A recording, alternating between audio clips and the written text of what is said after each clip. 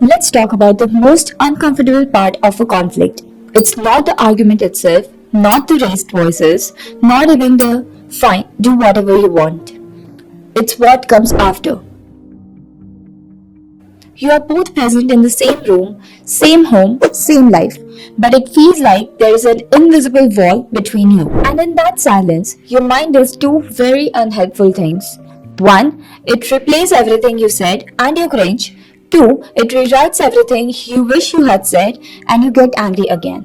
Whether you are in a busy apartment in Toronto or a shared home in Delhi or anywhere else in the world, the post fight hangover is universal. So, today we are talking about conflict repair.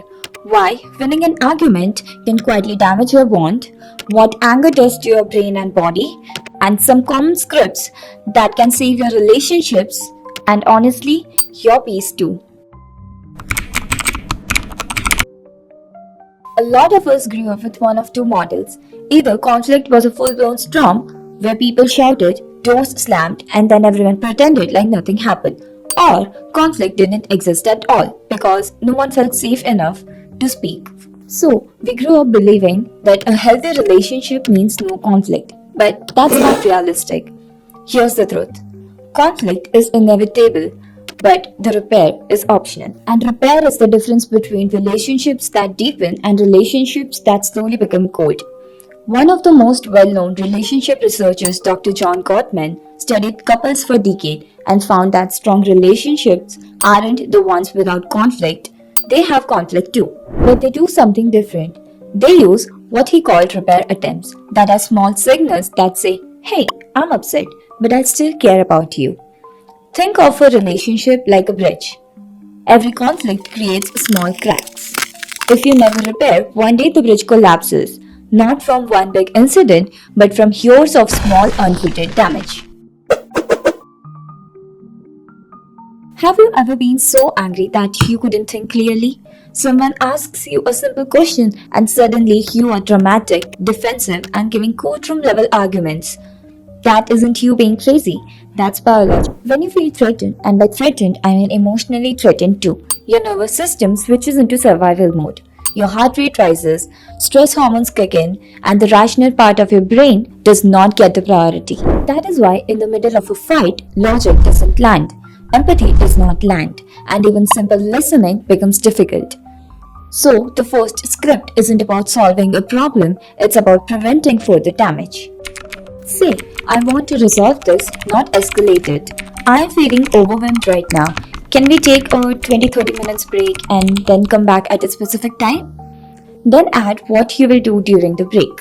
Like, I'm going to take a walk, drink water, and calm down so that I can talk properly. Why this works? Number one, it reassures them that you are not abandoning them.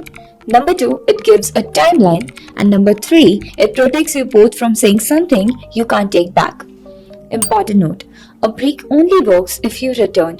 Otherwise, it becomes emotional avoidance.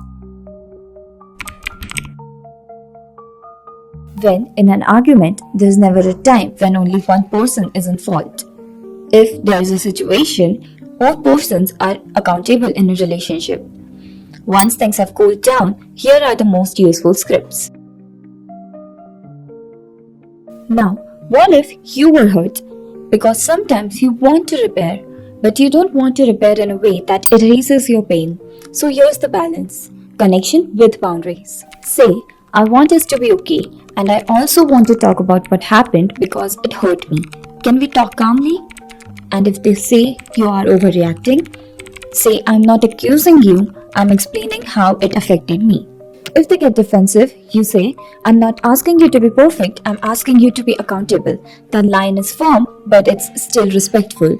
Even if you're not the hurt one in an argument, you still have to own your part. This is powerful because it's specific, not the typical lines like sorry for everything or sorry if you felt bad. Real ownership. Say, I've thought about it and I didn't handle that well. My tone was sharp and I got defensive. I'm sorry.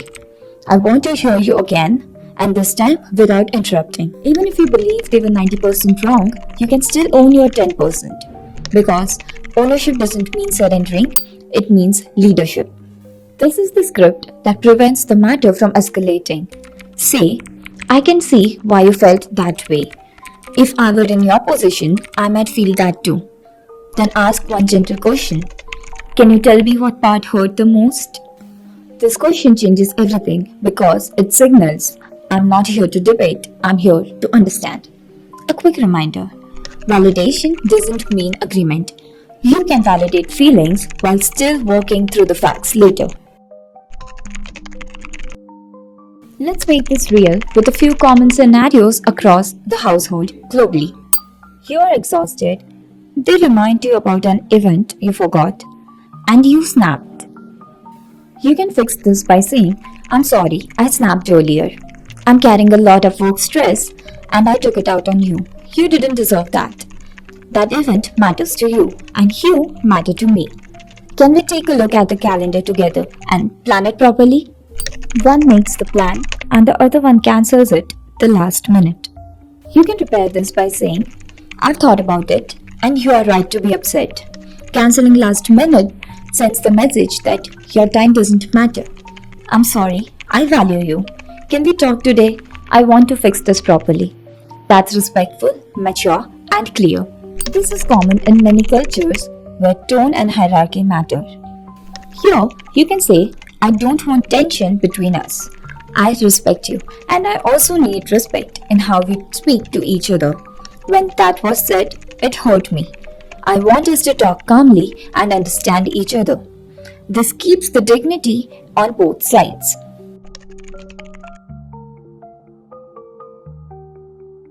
A quick list of apologies that destroy repair attempts. Number 1, the but apology.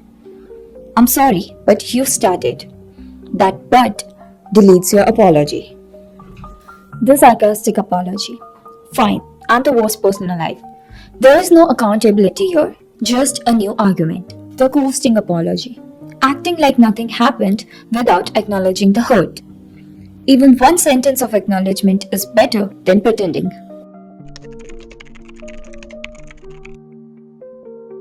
At the end of the day, the goal of a fight shouldn't be to win. It should be to understand. It takes real strength in saying, I'm sorry, I miss us, or let's do better. So, here's my question for you. What's your go-to repair technique? A phrase, a gesture, a peace offering, or something else? Drop it in the comments because someone might need your words today. If this video helped, like and subscribe. This helps the channel reach to the people who are sitting in that tensed silence right now, not knowing how to begin again. Go make the repair. You will thank yourself later.